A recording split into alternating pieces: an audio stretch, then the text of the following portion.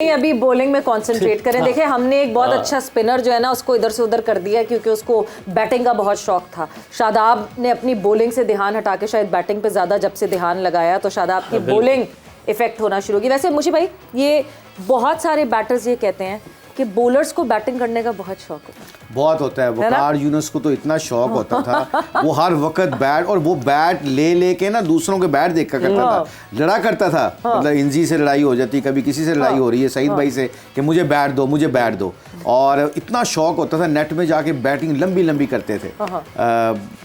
पर I think you right कि some time जब आपके पास बैटिंग की ऑप्शन आ जाती है तो सम टाइम आपकी कंसंट्रेशन लेवल शायद बॉलिंग के ऊपर ना हो। बट शादाब को आई नो शादाब बहुत कंसंट्रेट करता है अपनी बॉलिंग के ऊपर। उसको पता है कि मेरी स्ट्रेंथ जो है मेरी बॉलिंग है, बैटिंग नहीं है। पर क्योंकि उसने नंबर 4 पे जाके काफ़ी रन्स किए पीएसएल में भी और पाकिस्तान से खेलते हुए, तो आई थिंक वो उनको ग्लिम्स नज़र आए कि मैं कॉन्सेंट्रेट करता हूँ। इसलिए तो कहते हैं ना ऑलराउंडर्स का सबसे बड़ा डिसएडवांटेज भी ये होता है उसकी पर्सनल जिंदगी में ना उसको दूसरों से ज़्यादा मेहनत करनी पड़ती है। बिल्कुल उनको फिटनेस दोनों जगह पे, दोनों फील्डिंग में, बॉलिंग में, बैटिंग में, so he has to be very very fit. So I think Shadab को तो शौक है ही है। उसामा मीर बहुत अच्छी बैटिंग करते हैं वैसे, यू नो इसने अभी जब मुल्तान सुल्तान में तो 2-3 मैच उसने नीचे से जाके केले ने जिताए हैं। और हमने तो एक मैच में लाहौर के खिलाफ इसको नंबर पिंच हिटर भिजवा दिया था क्योंकि उसकी टेक्निक अच्छी है, बुरी नहीं है। मेरे ख्याल से 5वें नंबर पे, 5वें छठे नंबर, 5वें नंबर पे बिठा दिया था हमें। वो रनों की जरूरत थी, इसने छक्का चुक्का भी मार दिया था।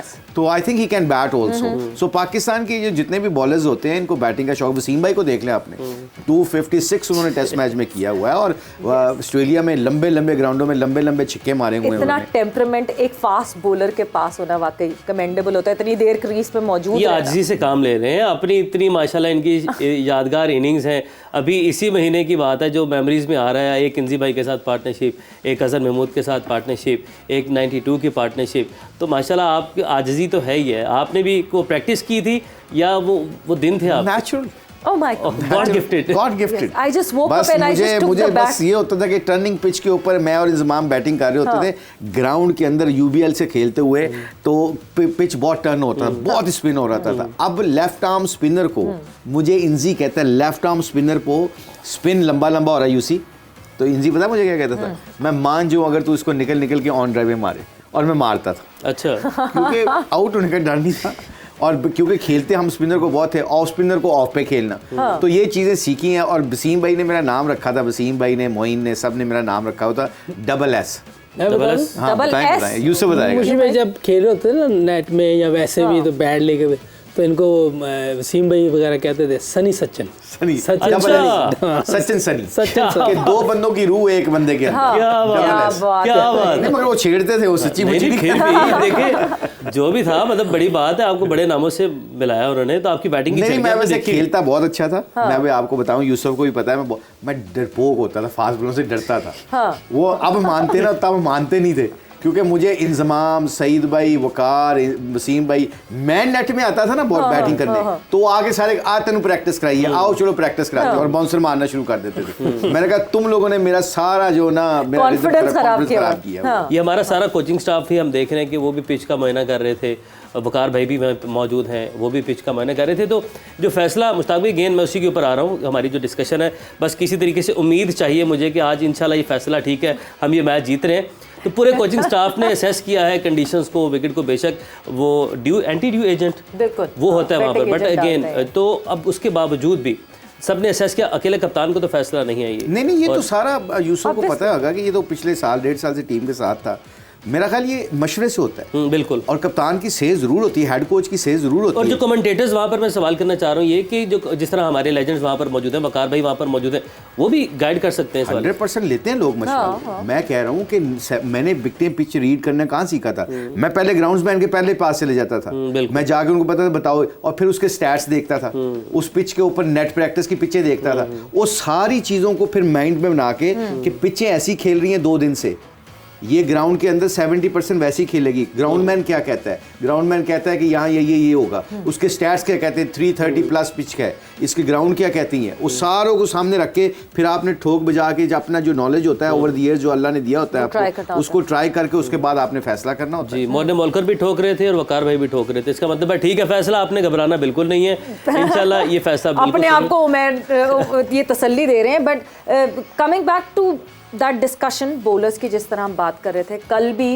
ये बात हुई कि बोलर्स को डिसिप्लिन होना पड़ेगा, अपनी लाइन और लेंथ को मेंटेन करना पड़ेगा। ये जो हम एक्स्ट्रास दे देते हैं इधर से उधर, वो तक मोमेंटम शिफ्ट करने में काम करता है जो ऑपोजिशन टीम होती है। बिकॉज कल के मैच में भी हमने देखा, नो बॉल, विराट कोहली को नो बॉल मिल जाए तो कोई छोड़ेगा, 2 नो बॉल्स मिली थी विराट कोहली को। सो अभी तक एक वाइड अभी तो की है, उस अब जो मेरी नज़रों से अभी गुजरी है, डिसिप्लिन बहुत ज़्यादा मेंटेन करना पड़ेगा। टोटल 3 वाइड्स आई गेस हमने 3 ओवर्स में 3 वाइड्स कर दी हैं तकरीबन। देखिए ये जिस तरह फ्लैट विकेटें होती हैं, ठीक है थोड़ा बहुत बाउंस है लेकिन फ्लैट ज़रूर होती हैं, और इसमें आपको अपना विकेट टू विकेट बॉल करना है। जैसे शहीन ने अभी आखिरी 4-5 बॉलें की हैं, विकेट टू विकेट की हैं और उसने चारों उनको मेडन कर दिए हैं। मैं 2 ओवर में 9 रन शहीन ने दिए, 2 रन उसने दिए हसन ने। तो आप लाइन पे बॉल करते रहेंगे तो वो उनको चांस लेने दें, आप उनको फ्री हिट ना दें, खुला स्कोर ना दें, तब फायदा होगा। हमने दी आपकी इस बात के दौरान एक फ्री हिट खुला स्कोर दिया हमने। देख आप जब भी आप बाहर बॉल करेंगे वो तो फिर आपको दोनों हाथ खुलेंगे और वो इंटेंट जो है ना, जो भी प्लेयर आएगा उसकी इंटेंट चौका और छक्का है। आप अच्छी बॉलिंग करेंगे तो वहाँ आपको वो रोकेंगे, बिल्कुल ऐसे ही, वरना वो स्कोर करने जाएंगे। यही सवाल था सवेरे का भी, हमें गुड बॉल्स की बजाय गुड ओवर्स करने हैं। मुशी भाई अक्सर ये कहते हैं कि हमें बॉल नहीं गुड ओवर करने हैं, क्योंकि ये गेम मोस्टली ज़्यादा मैं समझता हूँ, मैं गलत, बैटर्स के लिए आसान है। जैसे एवरेज स्कोर 330, ये कभी हमने सुना नहीं था। एवरेज स्कोर पहले कहते थे 260 270, अब 70 to 80 रन ज़्यादा हैं, ये 2 रूल्स की वजह से और थोड़ा सा 2020 की वजह से विकेटें बड़ी फ्लैट कर दी हुई हैं पूरी दुनिया में अगर आप देखें, क्योंकि कमर्शलाइज हो गई है, लोगों को एंटरटेन भी करना है, फिर जो टेलीविज़न राइट्स हैं उनका भी है, सारी चीज़ें हैं, इन सब को देखते हुए ये चीज़ें की जाती हैं ताकि कमर्शलाइज सारा जो भी एक्सपेक्ट, हाँ वो सारी चीज़ें, इतना पैसा देता है वो कमाता ही इसी चीज़ से। तो ये सारी चीज़ें फिर बैटर्स के हक में जाती हैं। बॉलर्स बेचारा आता है, मार खाता चला जाता है, लेकिन उसके बावजूद अगर आप कोशिश करें, क्योंकि आजकल वो जिस तरह कहते हैं कि उस टाइम जो 90s या लेट 2000 में बैटर्स की क्वालिटी थी वो भी उस लेवल की नहीं रही। 4-5 प्लेयर आप देखें उंगलियों पे गिन सकते हैं, वो लेवल भी नहीं रहा। तो थोड़ा सा ये है कि फिर भी आप विकेटों में गेंद करें, आपको फ़ायदा होता है। बाज़ का विकेट मिल जाती है, कोई बॉल हल्का सा स्विंग हो जाता है, तो चांसेस हैं विकेट टू विकेट बॉल करने के। आप ज़्यादा फ्री हैंड ना दें बैटर्स को, क्योंकि वो तो आए मारने के लिए हुए, तो आप उनको थोड़ा टफ टाइम दें ताकि वो खुद गलती करें, विकेट दें और रन्स रोकने की तरफ जाएं। इतना अच्छा ओवर, हसन ने भी इतना अच्छा ओवर सेकंड डाला है, उसमें एक ही रन दे रहे थे, एक वाइड करवा दी। शाहीन ने भी एक ही रन देते देते एक वाइड करवा दी। इनको मैनेज मेंटेन करना पड़ेगा। But the debutant Usama Mir, the debutant of world cup, अब जो है वो फीचर करेंगे पाकिस्तान के लिए वर्ल्ड कप के मैच में पहली दफ़ा। जिस तरह बात की उसामा ने, मैं मुशी भाई वापस आपकी तरफ इसलिए आऊँगी बिकॉज ये मुल्तान सुल्तान से फीचर करते हैं। PSL में जब हम जोर का जोड़ कर रहे थे तो PSL में उसामा मीर से बात हुई थी। उसामा मीर सर्किट में बहुत अरसे से हैं, मगर PSL से पहले कोई 4 महीने से he was focusing and shifting few things. क्या तब्दीली की उन्होंने अपने आप में? बिकॉज पिछले जो डोमेस्टिक के स्टैट्स थे वो इतने अच्छे नहीं थे इनके, जितने over the period of time बेहतर हुए। आई थिंक फिटनेस, उसने अपनी फिटनेस पे बहुत वर्कआउट किया और इसका क्रेडिट आकिब जावेद को और लाहौर कलंदर को जाता है। उन्होंने बहुत मेहनत की। 4 महीने आकिब जावेद के साथ लगाया। मेरा ख्याल लाहौर कलंदर ने इनको अपनी एकेडमी में रखा, आकिब ने इनके ऊपर बहुत मेहनत की, जो क्रेडिट देना चाहिए बिल्कुल। और उसने उसामा मीर ने कहा भी है ये कि जी उन्होंने मुझे बहुत ऑनरशिप ली है।